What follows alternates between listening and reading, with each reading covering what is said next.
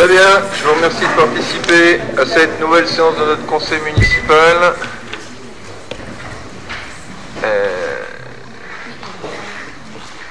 Je vous propose de désigner un secrétaire de séance. Le dernier assis étant Yves Maréchal, je pense que ce sera un parfait secrétaire de séance. Vous avez les comptes rendus de séance à noter, modifiés sur table des 27 octobre 2014, 24 novembre 2014.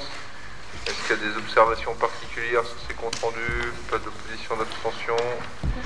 On doit prendre acte des pouvoirs de Robert Gardette, à Madame Coquillot, de Joséphine Cudin, à votre serviteur, de Philippe Mantello, à Marc Chauvin, d'Isabelle Chabert à Stéphanie Or et de Julien Monet à Chantal Giorda.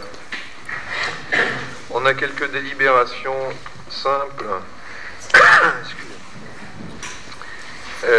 sur télétransmission des actes soumis au contrôle de légalité, avenant numéro 4 de la Convention avec le représentant de l'État, ça c'est quelque chose qui fonctionne bien, pas de problème particulier. Sur la subvention exceptionnelle qui est en fait une avance de trésorerie à l'USR Basket, et l'adhésion au groupement de commandes pour les achats de matériel, logiciel et services informatiques coordonnés par Chambéry Métropole.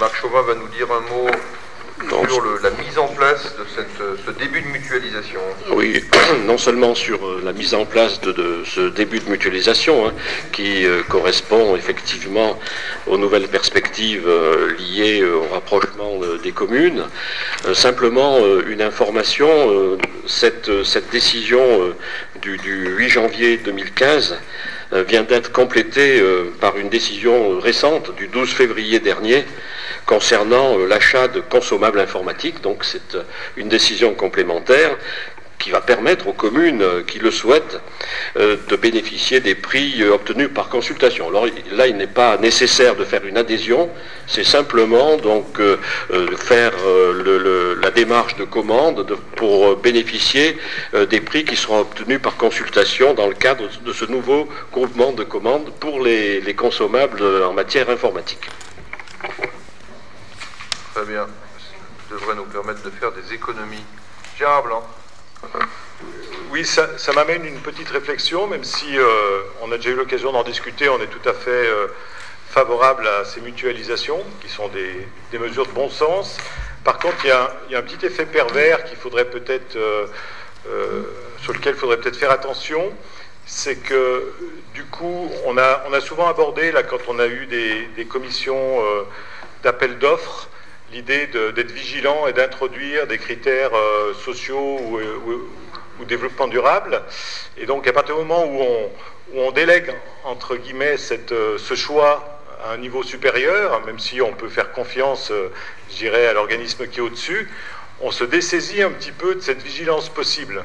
Et là, par exemple, c'est des matériels, justement, qui peuvent être sensibles, entre guillemets, enfin, sur lesquels il peut y avoir une attention particulière, puisqu'en termes de logiciel, on sait que c'est un débat un petit peu d'actualité. Il y a un peu un combat entre les grosses boîtes et les logiciels libres. Et il y a quand même une incitation forte, et beaucoup de collectivités le font, de privilégier chaque fois que c'est possible des logiciels libres pour ne pas tomber forcément dans les mains de Microsoft. Donc comment on peut s'assurer effectivement que les niveaux supérieurs au niveau de l'agglo qui vont avoir à gérer ces marchés seront bien vigilants et seront bien informés un petit peu de ces choses-là. Et je dirais c'est une problématique qu'on va retrouver chaque fois qu'on fait des délégations de compétences, on risque un petit peu de perdre un certain possibilité de droit de regard au niveau de la définition des cahiers des charges. Donc est-ce qu'il n'y a pas un petit mécanisme quand même, ou en tout cas qu'on puisse être averti à l'avance sur ces marchés et ces délégations de marché pour qu'on puisse faire remonter. Je ne veux pas prétendre qu'à l'Aravoir on est plus intelligent et plus vigilant que dans les autres communes ou qu'à l'agglomération, mais si on ne veut pas se trouver dans des trucs un peu technocratiques et sur lesquels on n'a plus d'emprise, il faudrait qu'on accompagne ces délégations quand même de cette vigilance. Merci. Oui, je peux répondre. Effectivement, ces exigences sont observées à quelque niveau que ce soit. puisque nous retrouvons dans l'application classique des marchés sur le plan social et environnemental, les clauses sociales et environnementales pour les marchés publics. Donc automatiquement, ce type de marché s'insère dans ce dispositif et il sera respecté. J'ai fait une proposition à Chambéry Métropole dans le cadre de ces groupements d'achat. C'est de s'inspirer de ce qui a été mis en place aux États-Unis depuis les années 60, et c'est de faire en sorte que dans toutes les commandes publiques, il y ait non seulement des clauses sociales et environnementales, mais qu'il y ait aussi un certain nombre de marchés réservés pour les TPE, PME et entreprises en création. Parce que forcément, notre objectif, c'est de massifier les achats pour obtenir de meilleurs prix. Mais en massifiant les achats, ça nous oblige à sélectionner des entreprises qui sont à chaque fois de taille importante, soit des entreprises de taille intermédiaire, soit de grands groupes. Et donc, l'intérêt de la collectivité, c'est évidemment de payer moins cher en travaillant avec de grandes entreprises, mais il ne faut pas pour autant que la collectivité perde l'intérêt qu'il peut y avoir à faire vivre l'économie locale, et donc qu'on identifie un certain nombre de marchés. Je pense que la règle des 20%, c'est une bonne règle. C'était le Small Business Act américain. Ça fonctionne comme ça dans toutes les administrations aux États-Unis.